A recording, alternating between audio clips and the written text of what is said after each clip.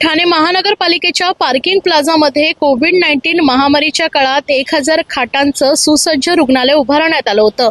या रुग्णालयात केंद्रीय वातानुकूलन प्रणाली तसेच आधुनिक वैद्यकीय उपकरणे बसवण्यात आली होती। मात्र सध्याच्या परिस्थितीत या रुग्णालयाची अवस्था दयनीय असून संपूर्ण साहित्य उपकरणे धुळखात पडल्याच्या स्थितीत पाहायला मिळतात। या संदर्भात आज मनसे नेते अविनाश जाधव यांनी पार्किंग प्लाझाला भेट देत संपूर्ण भोंगळ कारभार उघडकीस आणलाय।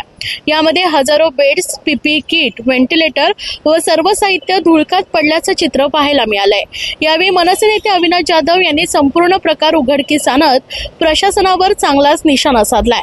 ठाणेकरांच्या मेहनतीचे करोडोपी पैशांचा असा अपव्यय होणं हे अत्यंत लाजिरवाणी बाब आहे असंही अविनाश जाधव यांनी म्हटलंय। आम्ही करोडोपी पैसा का भरावा असाही सवाल त्यांनी उपस्थित केलाय। येणाऱ्या काळात यावर कारवाई झाली नाही तर या संदर्भात ठाणे महानगरपालिका आयुक्त सौरभ राव यांच्या दालनात मनसे स्टाईलनं आंदोलन करू असा इशारा मनसेनं दिलाय। यावेळी ठाणे शहर अध्यक्ष रवींद्र मोरे, पुष्कराज विचारे व मनसेचे पदाधिकारी कार्यकर्ते मोठ्या संख्येने उपस्थित होते। की फक्त ॲम्ब्युलन्स नाही आहेत, ते तर मी पाहिलं त्या बाईक ॲम्ब्युलन्स आहेत, पण त्याच्या व्यतिरिक्त हा प्रचंड मोठा सामान जर तुम्ही पाहिलात तर हजारो बेड, हजारो व्हेंटिलेटर्स, त्याच्यानंतर गाद्या, पीपी किट्स, खूप मोठ्या प्रमाणात सामान इथे पडून आहे। आणि मला असं वाटतं की जर एवढ्या मोठ्या प्रमाणात जर सामान पडून असेल तर तुम्ही याचं करणार काय? त्या व्हेंटिलेटरचा उपयोग काय? आज आम्ही कळवा हॉस्पिटलला गेलो तर आम्हाला व्हेंटिलेटर बेड मिळत नाही आहे।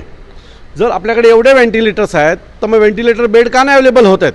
महानगरपालिका मी मागच्याच वेळेला मागणी केली होती की तुम्ही पार्किंग प्लाझाला हॉस्पिटल, कळवा हॉस्पिटलचं पार्ट 2 हेच चालू करा, पण ते केलं जात नाही। आपल्याकडे सगळ्या इन्फ्रास्ट्रक्चर उभा आहे, पण मला वाटतं की कोविडच्या काळामध्ये हजारो कोटीचे टेंडर घेतले गेले, आवश्यक नसतानाही सामान घेतलं गेलं आणि आज ते सामान सगळं सडत पडलेलं आहे।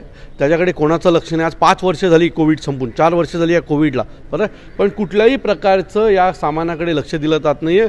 हे सामान काय करणार आहात तुम्ही हे आम्हाला एकदा कळलं तर पाहिजे की असंच सडत राहणार आहे। जर सडत ठेवणार असाल तर कुठल्या तरी गरीब ग्रामीण भागामधल्या हॉस्पिटलना द्या, तिथल्या लोकांना त्याचा उपयोग होईल। किंवा तसं जर करायचं नसेल तर ठाणे महानगरपालिकेचे छोटे छोटे जे हॉस्पिटल आहेत, की कळवा हॉस्पिटलला जर तुम्ही आज गेला तर अनेक तिथल्या गाद्या लोक वापरू शकत नाहीत, अशा वाईट कंडिशनमध्ये आहेत। आमच्याकडे व्हेंटिलेटर नाही आहे, आमच्याकडे हे नाही, अशा अनेक वेळेला आम्ही तिथं जातो त्यावेळेला सांगितलं जातं आम्हाला। मग आज का नाही तुम्ही या सगळ्या गोष्टी करत आहात? मग यातलं का नाही सामान तुम्ही सगळं वापरतात? मला वाटतं तुम्ही जर यातलं सामान वापरलं तर बऱ्यापैकी सगळ्या अडचणी दूर होतील। करोडो रुपयांचं दादा हे साहित्य, करोडो रुपयांचा भ्रष्टाचार आहे आणि भ्रष्टाचारातनं विकत घेतलेलं सामान 100 रुपयाची वस्तू 300 रुपयाला विकत घेतली, 100 रुपयाची वस्तू इथे सडते, 200 रुपये त्यांच्या घरी गेले। राजकीय नेते अधिकारी यांच्या घरी ऑलरेडी गेलेले आहेत। आता उरलेल्या गोष्टी सडत पडतात, त्यांना काय घेणं देणं नाही आहे। मला आमची भूमिका आहे की या सामानाची एक तुम्ही विल्हेवाट लावा, आवश्यक असलेल्या ठिकाणी हे सामान पोचवा। त्या व्हेंटिलेटर, कळवा हॉस्पिटल व्हेंटिलेटर बेड वाढवा। आपल्या कळवा हॉस्पिटल व्यतिरिक्त इतर सब जे हॉस्पिटल्स आहेत छोटे छोटे ठाणे महानगरपालिके, तिथले जी वाईट अवस्थेत असलेले जे सामान आहे ते काढून यातलं नवीन सामान तिथे पाठवा आणि ठाणेकरांना योग्य ती सुविधा उपलब्ध करून द्या, ही आमची मागणी आहे आणि ती आम्ही पूर्ण करून राहू। 4 वर्ष प्रशासनाला जाग आलेली नाहीये, आता येईल का? कारण यातून फायदा काही नाही आहे। जो फायदा घ्यायचा होता तो खाऊन झाला कोविडच्या काळामध्ये। आत्ता जे काही कळतं ना की एवढ्या दशलक्ष कोटींचं ऑडिट होत नाही आणि होत नाही, हेच आहेत ते पापं सगळी, हीच केलेली ती पापं आहेत आणि काय घेणं देणं नाही आहे त्यांना, कारण ह्यातनं आता त्यांना काय मिळणार नाही। आता हे भंगार आहे त्यांच्यासाठी। खाली आम्ही पीपी किट पाहिले, अहो न्या ना कळवा हॉस्पिटलला द्या, तिथे वापरले जातील, पण इथे सडत काय ठेवले ते पीपी किट?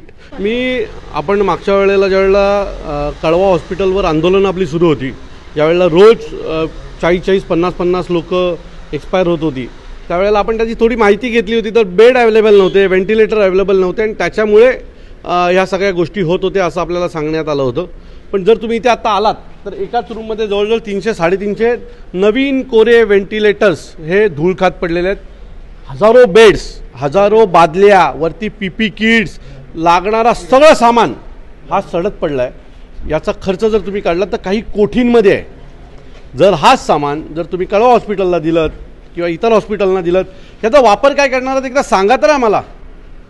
जर तुमच्यानी होणार नसेल तर ग्रामीण भागांमधल्या हॉस्पिटलची परिस्थिती अतिशय वाईट आहे, तुम्ही तिथे हे बेड पाठवा, पण सडत ठेवू नका, कारण ह्यांची किंमत ही 100 रुपयाची वस्तू तुम्ही ऑलरेडी 300 रुपयाला विकत घेतली, त्यातला 200 रुपयाचा मलिदा अधिकारी नेत्या लोकांनी खाल्लेला आहे आणि उरलेले 100 रुपयाची जी वस्तू आहे ती इथे सडत पडलेली आहे. हे जर मला असं वाटतं की जर अशा प्रकारची जर आपली परिस्थिती असेल तर त्यांनी टॅक्स का भरावा, आम्ही टॅक्स पेअर का व्हावेत. एक तर आम्हाला धरण नाही, आज ठाण्यात कचऱ्याचा प्रचंड मोठ्या प्रमाणात प्रश्न उद्भवलेला आहे आणि त्याच्यानंतर हा जो काही कोठींचा सामान इथे सडत पडलेला आहे त्याच्या बाबतीत ठाणे महानगरपालिकेच्या आयुक्तांनी निर्णय घेतला पाहिजे. हा सामान का इथे ठेवलं आहे, का सडत ठेवलेलं आहे, त्याच्या बाबतीत त्यांनी भूमिका स्पष्ट करावी. कारण आम्ही असं एवढ्या कोटींचं सामान इथे पडत ठेवून काय अर्थ नाही. ठाणेकर रस्त्यावर पडून मरतात, बेड नाही, व्हेंटिलेटर नाही, अनेक गोष्टी नाहीत म्हणून. आणि तुम्ही जर असंच सामान पडत ठेवून उद्या तिथे काहीतरी नवीन टेंडर काढाल आणि तिथे नवीन सामान मागवाल. सो या सगळ्याचा विरोध आम्ही आयुक्तांच्या केबिनमध्ये जाऊन नक्की करणार आहोत.